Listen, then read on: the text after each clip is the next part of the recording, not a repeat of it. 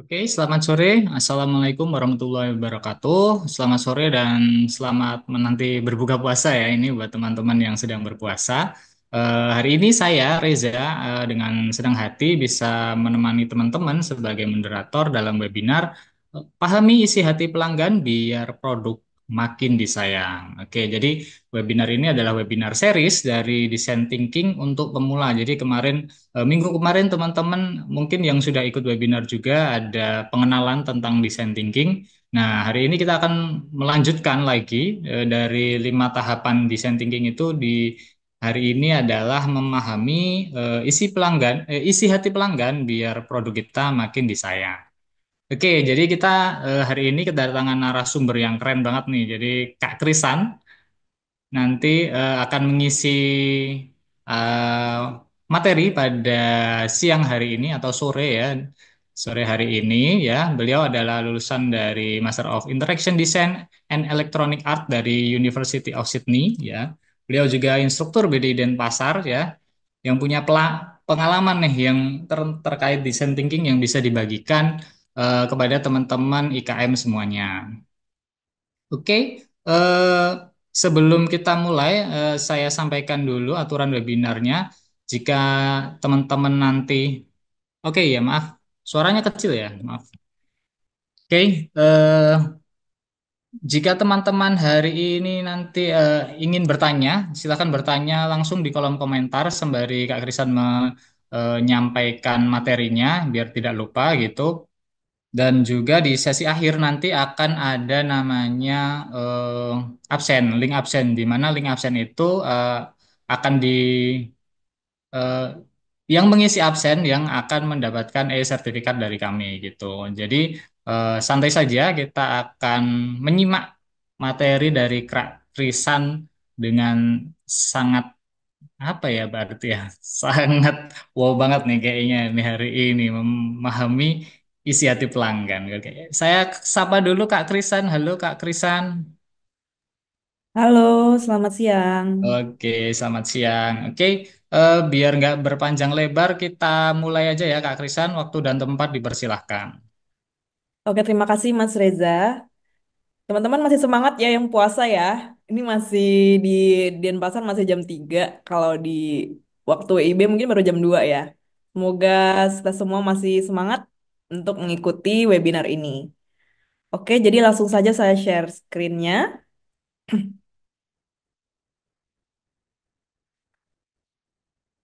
Sudah kebaca ya screen saya? Sudah aman. Baik, terima kasih. Selamat siang kembali. Hari ini kita akan kembali mempelajari tentang design thinking. Kalau minggu lalu dari Mas Sidik, Kak Sidik sudah sudah sharing ya tentang design thinking, yaitu 5 tahapan untuk berinovasi bagi teman-teman IKM. Nah, hari ini saya akan kembali membahas tentang design thinking nih. Kalau misalnya Mas Sidik kemarin cuman baru share tipis-tipis aja, hari ini saya akan melanjutkan kembali yang agak lebih dalam nih kita mempelajarinya. Jadi untuk hari ini pahami isi hati pelanggan biar produk makin disayang. Jadi ada 5 tahapan dari design thinking. Hari ini kita akan mempelajari tentang tahapan pertama yaitu empati. Jadi mungkin buat teman-teman yang kemarin Bapak Ibu, teman-teman yang kemarin kelewatan dan belum sempat menonton ya webinar kita yang minggu lalu, mungkin belum tahu nih design thinking itu apa ya. Em, atau mungkin kalau yang sudah tahu, coba nih ya kemarin sudah ikut, boleh nih diketik di kolom komentar. Design thinking apa, yo? Mungkin biar bisa dikasih tahu ke Bapak Ibu yang lain, kira-kira design thinking itu apa menurut teman-teman. Itu ya. Kalau misal, nah kalau dari saya, design thinking itu adalah cara berpikir kreatif untuk menemukan solusi terbaik bagi pelanggan. Jadi sebenarnya ini adalah cuman salah satu pemikiran inovasi untuk membuat inovasi. Jadi dari banyak sekali cara yang lain, mengapa sih design thinking ini kita pilih untuk kita share pada hari ini? Nah, jadi karena design thinking ini dapat diterapkan di berbagai bidang, termasuk di IKM ya, yang hari ini kita mau fokus. Lalu juga dia berfokus pada manusia. Jadi em, empati itu penting, makanya empati itu penting karena kita ingin mengenal lebih dalam nih tentang manusia atau tentang pelanggan kita sendiri. Jadi kita mau fokus sama sesama manusia, sama sesama kita gitu. Bagaimana sih isi hatinya? Kita mau kulik nih gitu. Lalu struktur yang jelas namun tidak kaku. Jadi design thinking sudah memiliki struktur sendiri yang cukup mudah untuk diikuti karena em, dia ada 5 tahapan. Jadi nanti akan saya share lebih lanjut seperti apa. Lalu dia juga bisa dilakukan berulang-ulang. Jadi nggak cuman sekali aja ya, tapi kalau misalnya mau dilakukan lagi, lagi, dan lagi, itu bisa banget. Jadi em, ini bisa dilakukan berulang-ulang. Nah, ini bisa terlihat ya. Jadi ada 5 tahapan. Saya cuma sekedar share singkat. Lalu ada empati, fokus, cari ide, membuat solusi dan ngetes solusi. Jadi kita bisa dipakai kapan aja. Jadi ketika mungkin baru mau memulai membuat bisnis ya, bisa. Atau mungkin pada mungkin teman-teman sudah punya bisnis, sudah berjalan cukup lama, tapi wah, kenapa ini sales tiba-tiba turun? Ada apa ini? Mungkin bisa pakai design thinkingnya untuk berinovasi. Oh, mungkin perlu ada diversifikasi produk nih. Nah, bisa kita pakai design thinking seperti itu ya. Atau mungkin em, ingin meluncurkan sebuah produk, tapi gimana caranya ya? Nah, kita bisa pakai design thinking karena itu ada di tahapan terakhir itu ada namanya ngetes solusi atau testing pasar. Nah, gitu ya. Jadi untuk hari ini kita akan fokus untuk belajar tentang empati. Jika misalnya teman-teman penasaran untuk cara yang lain, tahapan yang lain bisa mengikuti webinar series kita selanjutnya. Jadi em, mungkin sudah sering terdengar ya kata empati di mana-mana ya, kayak mungkin em, di buku atau di mana di film atau apa gitu, empati. Nah, empati itu sendiri apa sih? Tuh, mungkin adalah satu kata lagi yang sering teman-teman atau bapak ibu sering dengar namanya simpati ya. Empati, simpati. Simpati bukan ini ya, bukan kartu Telkomsel ya, bukan. Jadi empati itu melihat dunia dari mata orang lain. Nah, bedanya dengan simpati itu apa? Kalau empati kita itu bisa melihat apa yang mereka lihat, bisa merasakan apa yang mereka rasakan, bisa memahami kesulitan yang mereka alami, sampai bisa mengalami apa yang mereka alami. Jadi kalau misalnya simpati, nih ada teman yang lagi curhat nih, oh kemarin aku baru kecurian HP, oh ya, terus temennya langsung bilang kan, oh ya kasihan kamu ya, semoga ini dapat yang baru gitu kan.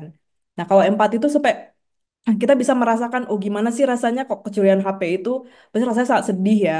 Mungkin khawatir, gimana kalau misalnya data-data di dalamnya itu dicuri sama orang yang nyuri HP itu, gitu. Terus mungkin misalnya dalam konteks pembuatan, mungkin dalam konteks IKM ya, teman-teman yang punya bisnis nih. Saya mungkin saat ini punya bisnis makanan. Nah, kayak pengen bikin produk baru yang untuk teman-teman yang mungkin vegan, yang biasanya makan sayur-sayuran, bisa menghindari makanan-makanan yang terbuat dari hewani. Nah, itu kalaupun saya sendiri bukan seorang vegan, misalnya saya setiap hari masih makan telur, saya masih makan ikan, masih makan daging. Saya bagaimana cara saya untuk bisa membuat produk ini? Saya harus bisa berempati dengan teman-teman yang menganut paham vegan ini. Jadi saya harus melihat apa sih yang mereka lihat. Saya harus memahami kenapa sih mereka mau vegan gitu. Kenapa sih apa saja sih kesulitan yang mereka alami eh, ketika mereka menjadi vegan.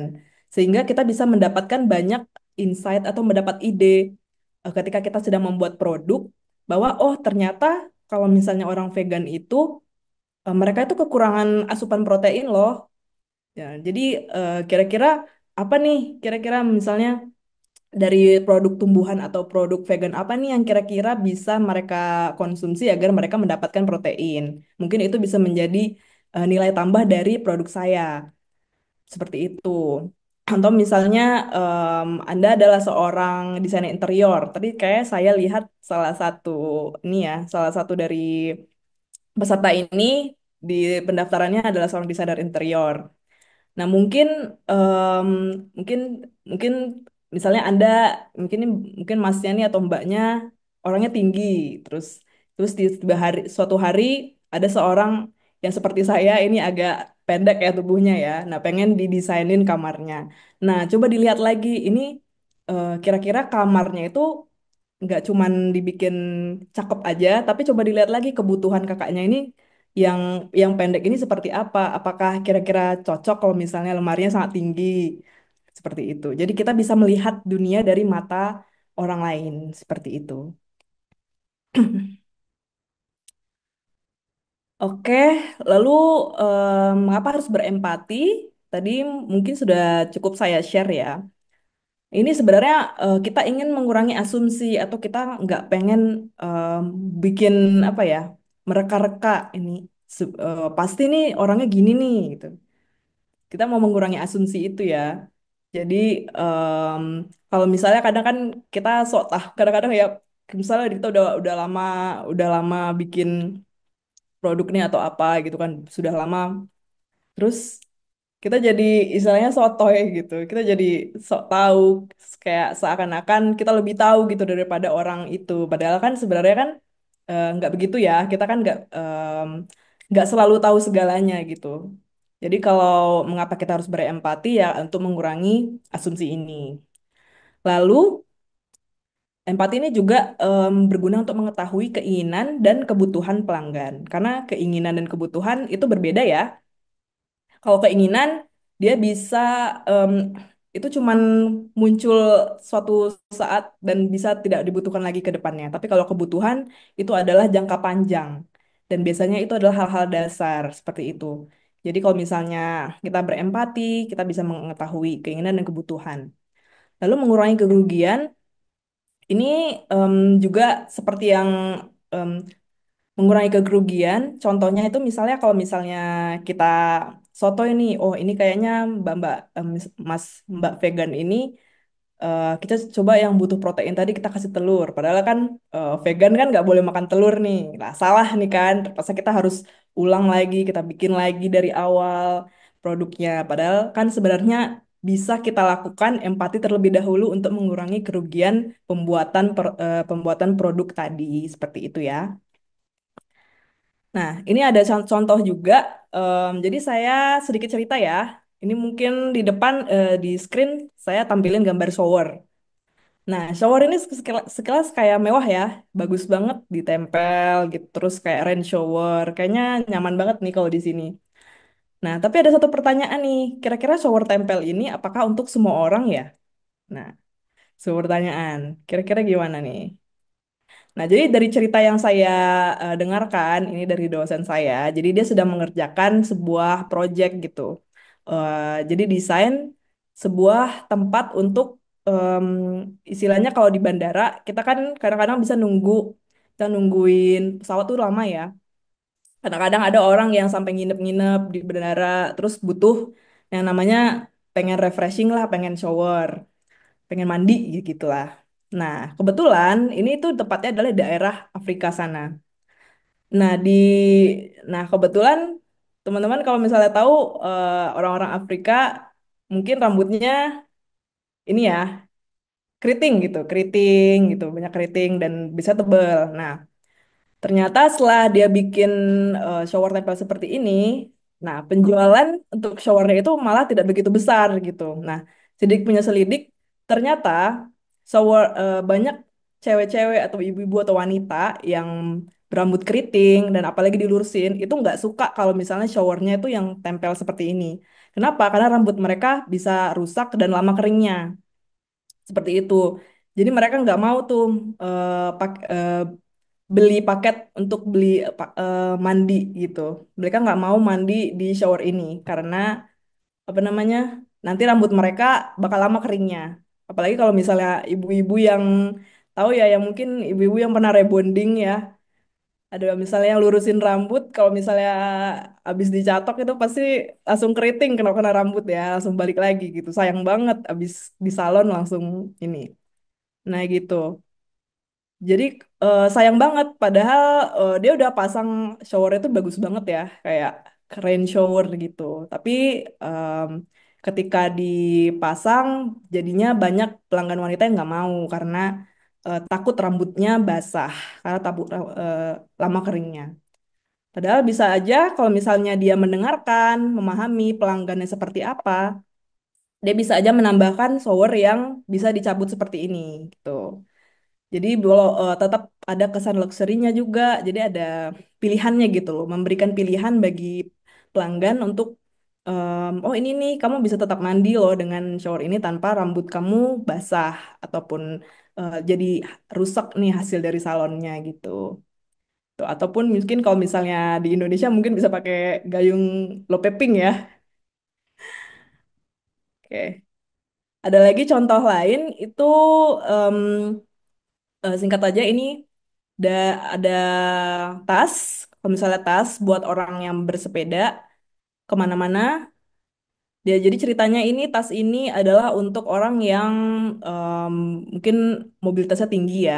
Lalu karena karena buat yang bersepeda, dia buatkanlah tas ini ada tempat sepedanya, resletingnya juga waterproof, lalu ada juga saku jas hujan untuk tas. Jadi dia mendengarkan ini kira-kira orang yang orang yang bersepeda itu perlunya seperti apa sih gitu kan.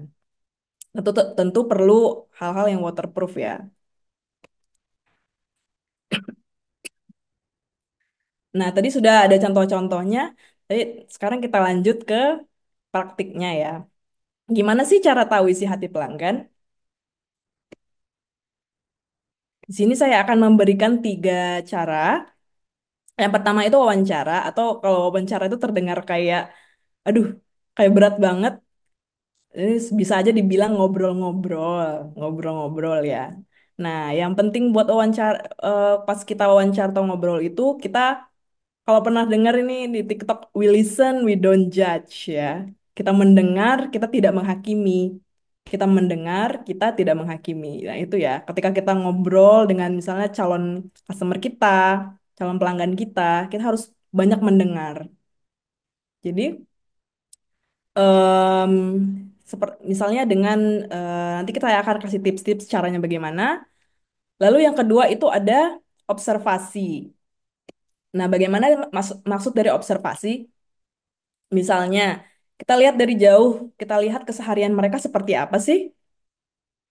Nah, salah satu cara dari ini adalah dulu saya pernah em, em, kayak memperhatikan ini, misalnya target marketnya adalah ibu-ibu. Target marketnya adalah ibu-ibu yang setiap hari harus mengantar jemput anaknya. Nah, ibu-ibu ini kira-kira dari pagi sampai malam dia tuh ngapain aja sih? Dia kegiatannya apa sih gitu? Dia kemana aja sih? Terus misalnya dia ke pagi jangan antar anak, terus abis itu ke pasar. Nah, dia kendaraannya apa sih? Nah, dari situ kita bisa lihat ya kebiasaannya dia, lalu mungkin em, ya, kendaraannya dia, kita bisa lihat semua jadwal dia seharian itu ngapain aja. Jadi kita bisa tahu ini, oh ternyata target market kita itu orangnya seperti ini loh gitu. Jadi kita bisa buat semacam kayak diari keseharian dari target market kita. Jadi kita bisa tahu nih, oh jadi ibu ini ternyata belanjanya di sini loh. Ternyata dia lebih suka belanja misalnya belanja offline dibandingkan belanja online. Nah, kita bisa tahu dari situ ya. Lalu kalau misalnya Bapak Ibu dan teman-teman butuh data, data kita bisa pakai namanya survei atau kuesioner. Mungkin buat Bapak Ibu yang belum familiar dengan survei dan kuesioner, ada yang namanya Google Form. Jadi teman-teman kadang-kadang bisa membuat Google Form dan menyebarkannya di online gitu, misalnya di Facebook ataupun di X ataupun di Twitter. Nah, fungsi dari survei dan questionnaire ini biasanya mengumpulkan data yang bentuknya angka. Misalnya angka angka-angka yang dibutuhkan apa aja nih yang kira-kira misalnya dari berapa ke berapa, range ataupun misalnya umur ataupun misalnya kebiasaan, dan macam-macam yang ada hubungannya dengan angka seperti itu. Nah, ini ada beberapa tips wawancara ataupun tips ngobrol untuk memahami pelanggan kita gitu. Jadi yang pertama itu gunakan pertanyaan terbuka. Nah, ini untuk mendorong jawaban yang mendalam. Nah, pertanyaan terbuka ini contohnya seperti apa sih? Misalnya, seperti ceritakan tentang aktivitas hari-harinya, bagaimana.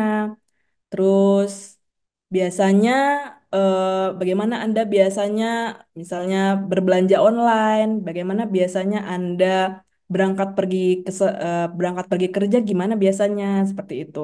Jadi, itu pertanyaannya bukan yang langsung jawabannya yes or no, atau yang kita langsung nanyanya kayak, eh, Ibu suka makanan pedas atau manis? Nah, itu terlalu menjurus ya. Itu terlalu menjurus. Jadi kalau bisa gunakan pertanyaan terbuka.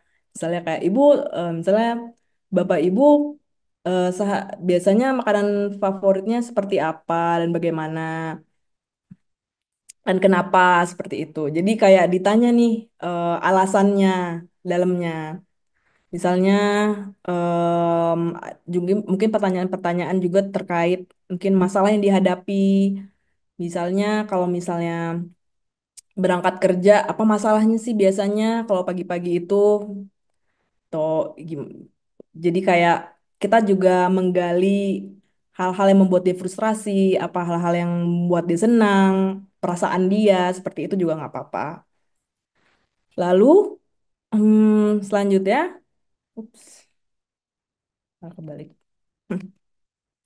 Mendengarkan secara aktif.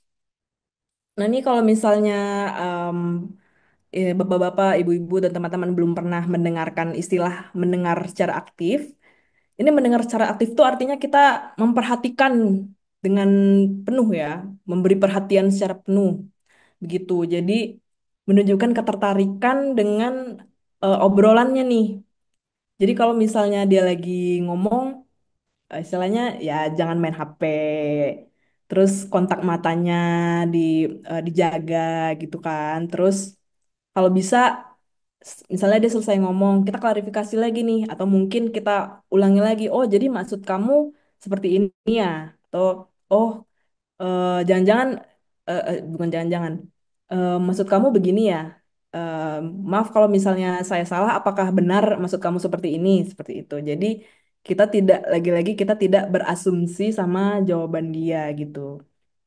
Dia terus Em, setiap selanjutnya perhatikan bahasa tubuh dan ekspresi wajah. Apakah orangnya nyaman berbicara dengan kamu? Kalau misalnya nggak nyaman, coba ditanya kenapa gitu kan? Ada apa nih? Atau mungkin kita harus pelan-pelan nih nanyanya. Mungkin kita bahasa terlalu cepat dia nggak kedengeran.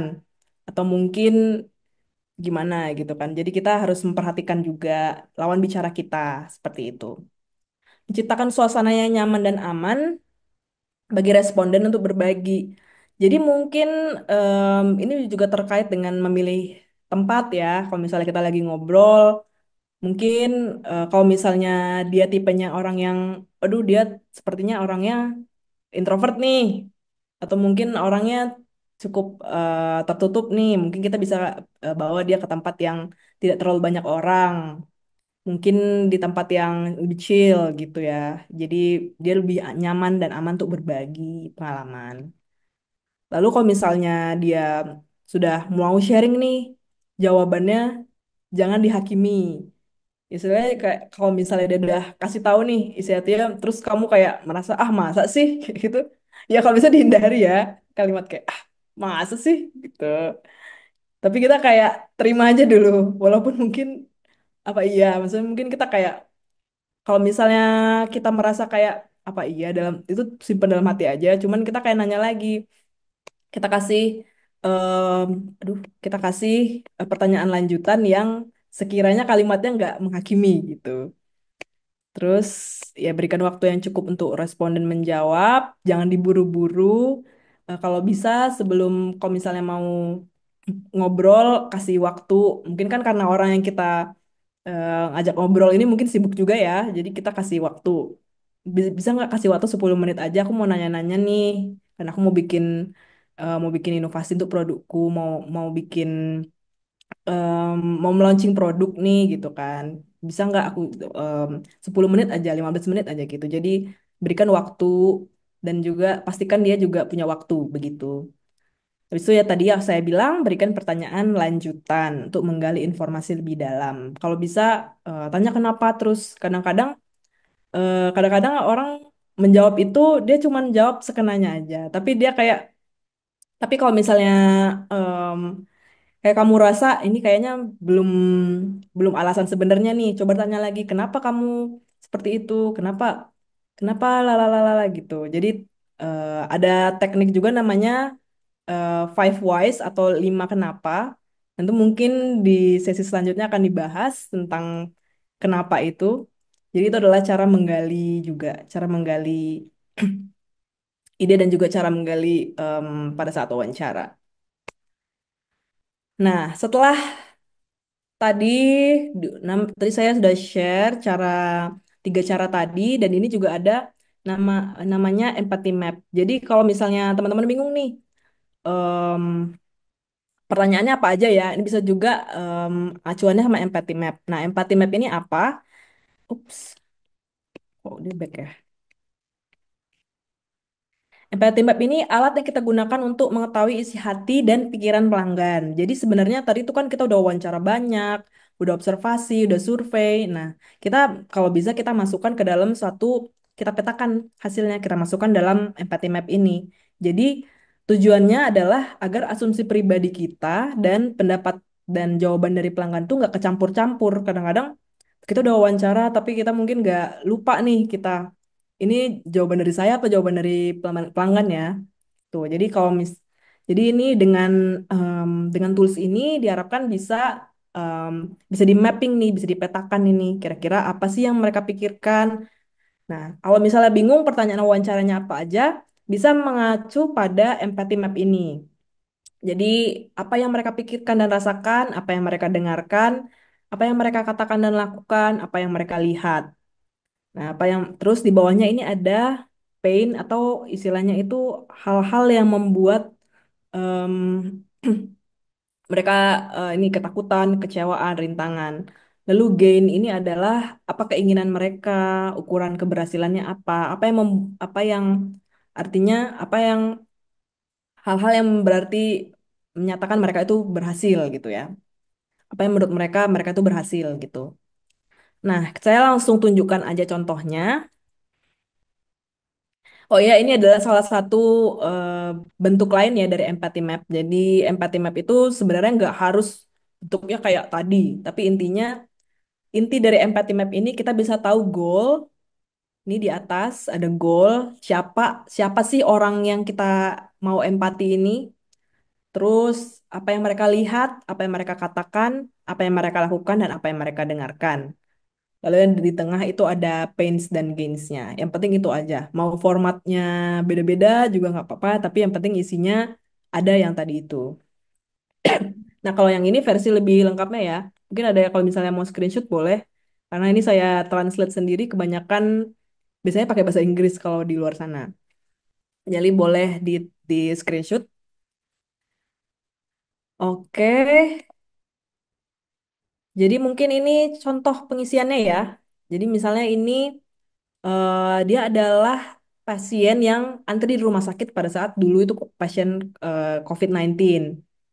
Nah, kita lihat ini di salah satu di paling atas ini ada apa yang mereka pikirkan. Terus salah satu tulisannya itu adalah nanti waktu sudah sampai RS malah penuh. Gimana nanti kalau misalnya udah sampai RS malah penuh? Terus bingung harus datang kapan agar bisa duduk, bisa melakukan secara online. Jadi ini dia kayak merekap semua hasil interview dari pasien yang antri di rumah sakit saat COVID-19. Nah, sebelah kanan, banyak kerabat pasien yang ikut menemani. Apa yang dia lihat, banyak kerabat pasien yang ikut menemani. Apalagi yang dia lihat, kebanyakan yang ngambil nomor antrian bukan pasien, melainkan kerabat mereka. Betul ya, kalau di RS kan biasanya yang ngambil ngambil nomor antrian itu saudaranya atau siapanya gitu. Karena pasiennya mungkin udah sakit banget, udah nggak fokus gitu. Lalu apa yang mereka lakukan di kolom bawah? dia harus datang lebih awal untuk mengambil nomor antrian. Terus waktu pandemi juga nggak suka kalau banyak pasien lain, mungkin karena lagi sakit jadi lebih sensitif ya, takut ketularan. Terus di sebelah kiri apa yang mereka dengar? Nah, mereka dengar banyak juga yang mengeluh, oh capek menunggu. Lalu sistem antrian juga katanya masih manual, konvensional. Lalu ada juga pasien yang bilang, oh pernah menunggu hingga 1 jam. Ada yang setengah jam, ada yang berjam-jam gitu. Nah, sehingga kesulitan atau yang dialami oleh pasien ini, dia jadi bosan dan jenuh. Dan dia merasa, aduh kok ngantri ini buang-buang waktu sekali ya. Dia juga merasa, aduh kok ngantri ini bikin aku takut loh tertular penyakit pasien lain gitu. Nah, hal-hal apa yang kira-kira bisa untuk hal apa yang menurut dia hal positif ya yang bisa yang kira-kira bisa biar dia nggak merasa pain ini. Jadi dia berharap ada sistem yang efisien. Harapannya juga berkurang kepadatan pasien di ruang tunggu dan nggak perlu jauh-jauh datang untuk ambil antrian.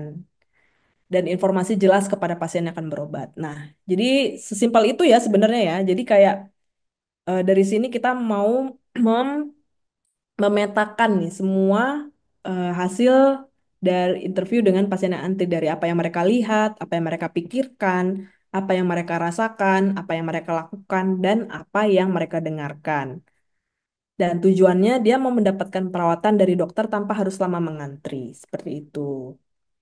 Jadi pada saat tahap ini kita itu masih belum dapat ide ya. Jadi kayak memang di sini gitu kita masih kayak mencari-cari nih masalahnya apa sih. Jadi empati ini buat mengetahui ini masalahnya apa sih sebenarnya. Jadi kita petakan semua isi hatinya dia. Aduh, kok balik jadinya. Wits. Nah, ini salah satu contoh lagi. Jadi Om Surya adalah seorang PNS, berangkat ke kantor tiap hari mengendari sepeda motor. Dan dia selalu bawa laptop kantor di dalam tasnya. Nah, tujuannya adalah dia pengen pulang pergi ke kantor, laptopnya tetap selamat. Soalnya kan dari kantor ya. Takutnya kan kalau misalnya rusak, dia harus ganti apa gimana gitu. Nah, kita coba nih apa yang mereka pikirkan dan rasakan selama ini pakai tas gratisan dan dari mengikuti pelatihan, tapi kualitasnya nggak begitu bagus, sehingga muncul rasa khawatir. Gimana nih kalau misalnya tiba-tiba hujan deras, nah laptop yang dibawa dari kantor ini bisa rusak gitu. Nah, apa yang mereka lihat? Nah, Om Surya ini jadi suka ngeliat, oh memang sesama teman saya ini tasnya apa sih? Dan juga dia membandingkan dengan tas pengendara motor yang lain. Kira-kira tas pengendara motor lain ini seperti apa? Seperti itu. Dan apa yang mereka katakan dan lakukan, ini kebiasaan ya. Jadi kayak biasanya tiap pagi buru-buru berangkat kantor karena harus jemput anak. Lalu eh, kalau hujan deras, air pasti masuk dalam tas dan nggak punya waktu nyari-nyari. Dan dia juga nggak punya waktu nyari-nyari tas baru gitu. Apa yang mereka dengarkan, mungkin review tas di YouTube, dan bosnya juga mungkin bilang alat kantor itu harus dirawat dengan baik ya. Seperti itu. Nah, dari situ bisa ditulislah di sini. Painnya adalah, waduh, dia harus selalu hati-hati saat kendara agar tas tidak terkena hujan. Tapi tas yang bagus harganya tidak sesuai dengan kantongnya sekarang karena selama ini kan dia pakai tas gratisan dari ngikuti pelatihan. Nah, terus angka dia berharap nih kalau misalnya laptop kantor ini terlindung dari kerusakan karena hujan. Jadi mungkin kalau misalnya punya tas yang eh, bis, mungkin kalau misalnya ada tas lain yang bisa dipakai agar laptop kantor ini aman gitu dari kerusakan. Seperti itu ya. Nah, ini yang terakhir mungkin saya nggak terlalu bahas ya, tapi ini juga em, penting. Jadi ada nama user persona, jadi memudahkan kita dalam bayangkan target market. Kalau misalnya misalnya kita punya bisnis nih, pengen secara pengen secara em, kita bisa membayangkan tiap kali kita bikin misalnya postingan marketingnya, kita bisa membayangkan, oh orang yang ingin kita tuju itu orangnya seperti ini loh. Misalnya nih, saya punya bisnis tas. Oh, saya tasnya itu tas buat laki-laki, misalnya buat seperti Om Surya ini yang adalah pegawai negeri sipil, dia menikah, memiliki 2 anak. dia tinggal di perkotaan dan sehari-hari menggunakan sepeda motor. Jadi ini hanya untuk memudahkan kita dalam membayangkan target market. Jadi kalau misalnya kita mau marketing, kita mau bikin konten Instagram, nah kita bisa tahu tuh konten seperti apa nih yang cocok untuk user kita, seperti itu ya. Jadi kita bisa bikin em, ini bisa bisa kita bikin setelah kita banyak mungkin interview ataupun bisa ketemu dengan banyak orang. Oh ternyata kita bikinlah sebuah persona atau sebuah profil yang bisa merangkum kira-kira orang seperti apa yang jadi target market kita. Seperti itu. Oke, sekian dari saya ya. Kalau misalnya ada yang mau ditanyakan, boleh diskusi, boleh. Terima kasih atas waktunya. Oke, terima kasih banyak, Pesan. Kayak kenal tadi ya contohnya ya mukanya. Siapa ya kira-kira ya? Om Surya ya? Nggak tahu tuh. Udah.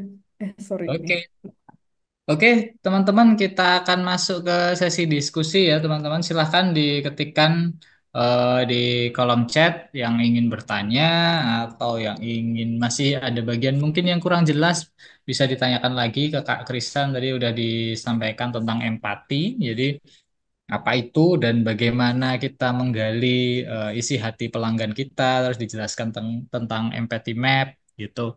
Oke, silahkan teman-teman diketikkan di kolom chat apa namanya pertanyaannya jika masih ada yang kurang paham. Jadi ini masih tahap awal sekali dalam rangkaian eh, proses design thinking. Jadi kita harus memahami dulu gimana sih pelanggan kita sebenarnya kayak gitu. Iya, sambil saya akan share apa namanya link absen yang teman-teman silahkan diisi. Silakan yang yang ingin bertanya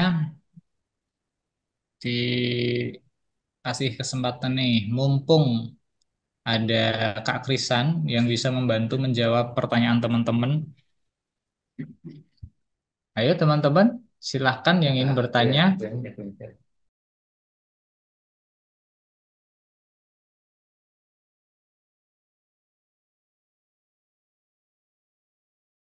Mungkin dari aku dulu deh ini Kak Krisan.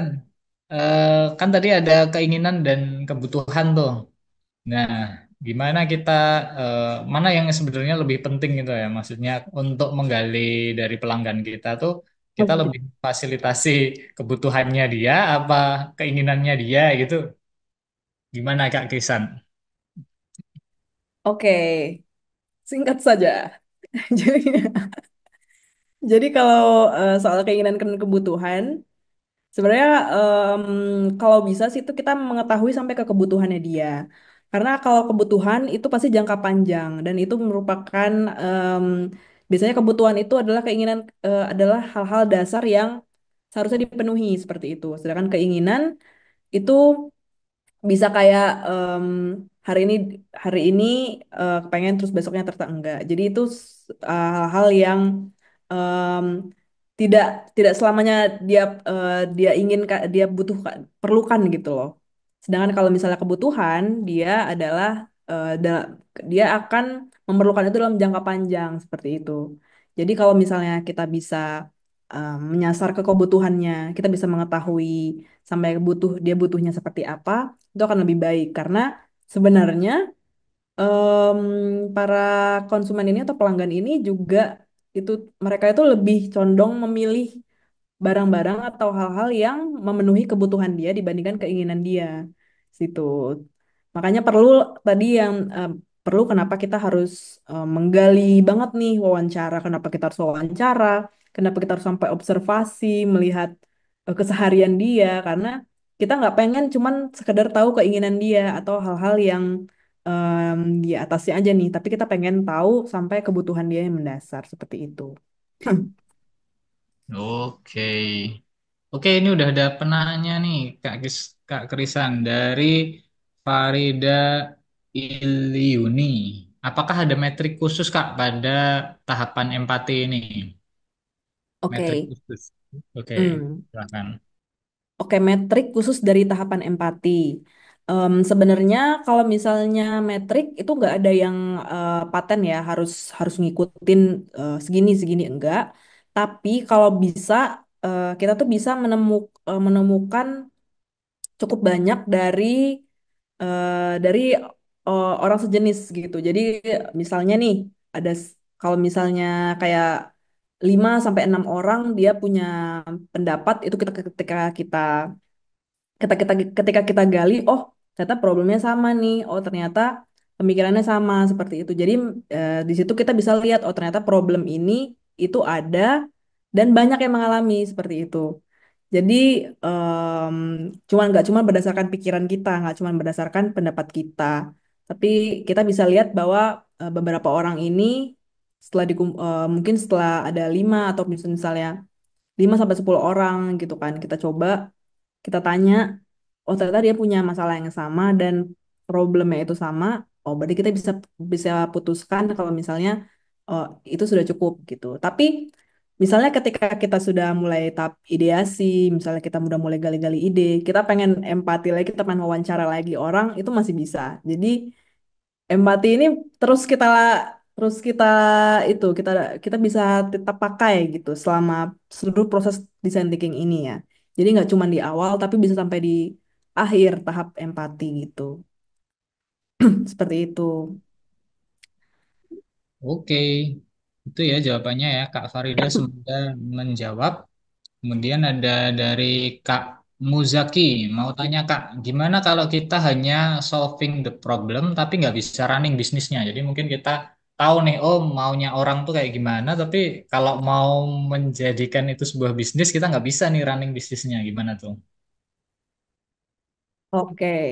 Jadi sebenarnya dalam design thinking itu ada yang namanya sebenarnya ada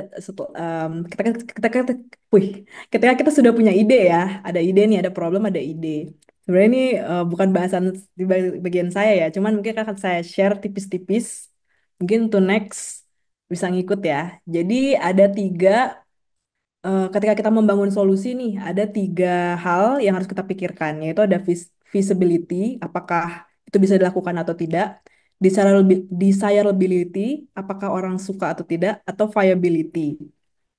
Nah, jadi ketika di tengah-tengah itu ada sweet spotnya nih. Nah, ketika tiga-tiga yang bisa dilakukan, em, eh, maka itu adalah eh, problem solving yang tepat gitu. Pasti bisnisnya bisa kemungkinan besar bisa jalan gitu karena ada visibility tadi. Seperti itu ya.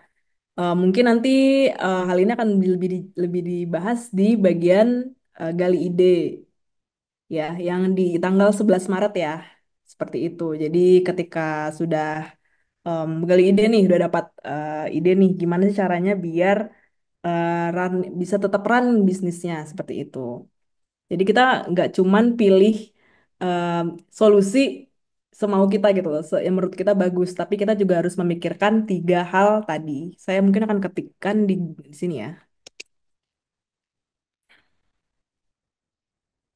Ini kebetulan karena saya hanya membahas tentang empati, jadi belum ada terbatas nih. Nah, jadi ada 3 hal ini ya.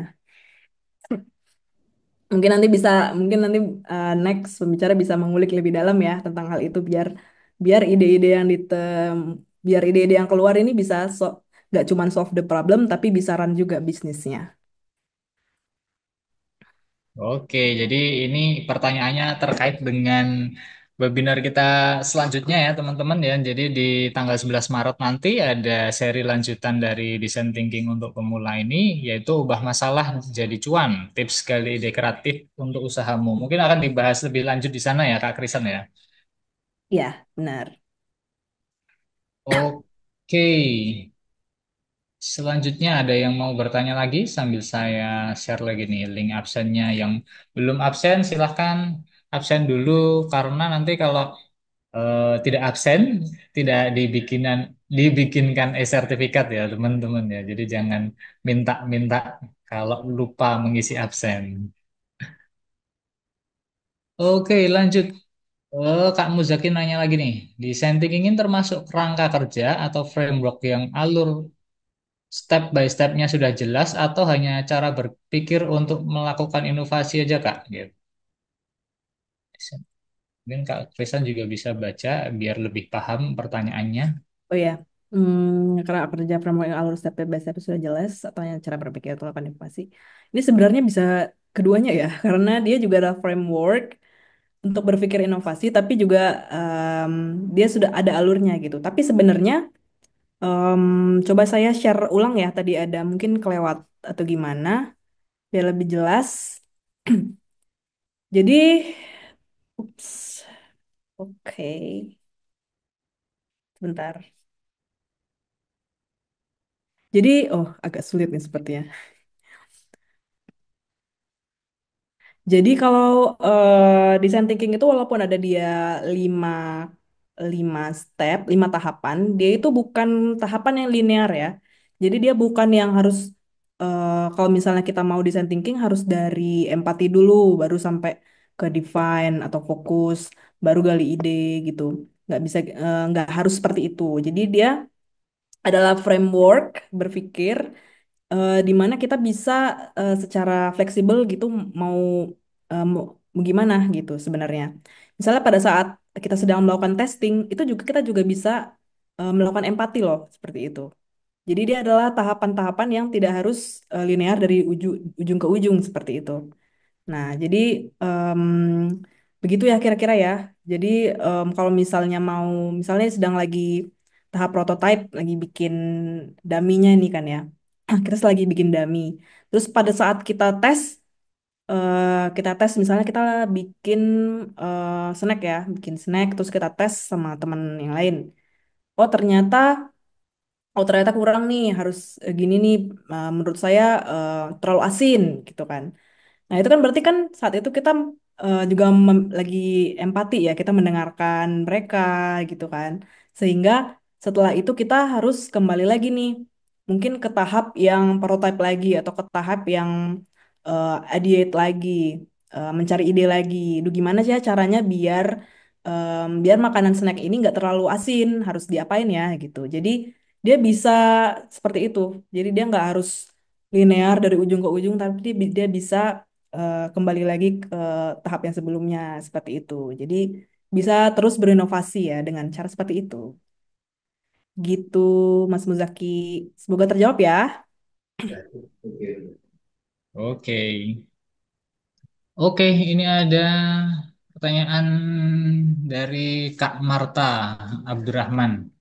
Apakah kita bisa berempati ke diri sendiri, Kak? Jadi buat empathy map dan persona untuk diri sendiri nih. Harapannya bisa buat usaha atau bisnis yang juga menyelesaikan masalah saya atau orang yang mirip dengan saya gitu. Jadi empatinya lebih ke diri sendiri nih. Kita dijadiin contoh konsumennya berarti. Nah, itu kayak gitu bisa nggak, Kak? Mungkin ini pertanyaan terakhir ya, karena udah menunjukkan pukul 4. Silakan dijawab, Kak Risan. Oke, jadi mungkin kalau berempati ke diri sendiri boleh aja. Cuman kalau misalnya menggunakan diri sendiri hanya sebagai patokan, sepertinya kurang tepat ya. Jadi kalau bisa sih memang kita tuh menggali seperti yang tadi saya udah jawab buat pertanyaan kakak siapa tadi ya, Kak Farida ya. Jadi em, kalau bisa tuh kita sampai menemukan beberapa orang lain yang punya masalah sama.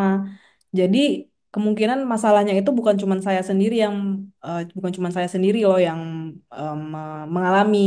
Sehingga ketika banyak orang lain juga mengalami hal yang sama, mungkin dari situ bisa kita ketahui nih bahwa problem itu benar-benar nyata gitu loh, nggak cuma buat saya saja gitu. Jadi mungkin akan lebih istilahnya sustainable ya, sustainable atau berkelanjutan seperti itu bisnisnya, seperti itu ya. Jadi saya cukup menyarankan kalau misalnya mau em, mau memetakan empathy map, kalau bisa itu nggak cuma ke satu orang, tapi juga mungkin beberapa orang yang ada beberapa orang kita bikin, kita lihat nih kesamaannya seperti apa dan kita bisa ambil dari situ, seperti itu ya. Mudah-mudahan menjawab ya. Oke, oke, masih ada dua pertanyaan mau dijawab apa udahan aja nih Kak?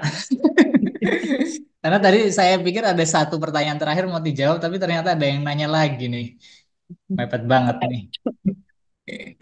Atau mau dipilih aja dari dua pertanyaan ini deh, karena kita udah jam 4 lebih, Oh iya, sebentar ya. sampai jam 4. Cara mengetahui kalau empati dari orang luar itu murni mereka memberikan empati yang mereka memberikan jujur tentang produk kita, bukan karena nggak enakan atau takut nggak dibilang friendly. Ya ini memang sebenarnya pada saat kita ngobrol itu memang memang sebenarnya harus butuh sering-sering ya ngobrol ya. Namanya juga ngobrol ya. Kalau misalnya em, pengen jago misalnya dalam wawancara memang harus sering-sering dilakukan gitu. Kadang kalau mungkin memang belum pernah, mungkin agak jadi awkward ya. Jadi orang makan jika jadi takut ya jawabnya ya. Mungkin bisa di search terlebih dahulu gimana sih caranya agar pertanyaan-pertanyaan saya itu tidak menghakimi dia atau pertanyaan-pertanyaan saya itu nggak menyudutkan. Gimana sih cara bikin pertanyaan yang nggak apa istilahnya nggak menyudutkan? Gimana sih bikin pertanyaan yang nggak bikin orang apa ya istilahnya nggak bikin orang takut buat jawab. Mungkin kalau misalnya itu bisa mungkin bisa pakai tanya chat GPT atau gimana gitu ya. Biar biar ikut brainstorming bareng ya gitu. Siapa tahu bisa gitu ya. Karena memang kalau menyusun pertanyaan wawancara ini memang cukup sulit saya bisa katakan karena saya juga pernah mengalami apalagi orang kan beda-beda ya. Karakternya beda-beda. Kita juga harus lihat si orangnya nih gimana gitu ya. Banyak sekali hal yang perlu kita pertimbangkan di saat ngobrol sama orang lain. Jadi mudah-mudahan em, bisa mudah-mudahan em, bisa bisa dapat gitu ya dari sering searching-searching, bisa sering ngobrol sama orang itu bisa pasti bisa lama-kelamaan tahu kok polanya gimana. Iya benar. Oke. Oke, semoga itu terjawab ya Kak Indra Farida ya. Jadi mungkin itu udah pertanyaan terakhir karena kita waktu sudah menunjukkan pukul 4, teman-teman. Eh, Jangan lupa diisi form absennya karena itu yang mengisi apa namanya, link absen saja yang akan mendapatkan e-sertifikat begitu. Oke, terima kasih banyak Kak Krisan atas ilmunya, atas sharingnya, dan juga terima kasih buat teman-teman yang sudah hadir hari ini, di sore hari ini. Jangan lupa, sekali lagi saya ingatkan untuk mengisi form absen, dan saya Reza pamit undur diri dari hadapan teman-teman semua. Selamat berbuka puasa ya, habis ini menunggu buka puasa. Oke. Wassalamualaikum warahmatullahi wabarakatuh. Selamat sore. Sampai jumpa semuanya. Terima kasih semua. Waalaikumsalam warahmatullahi wabarakatuh.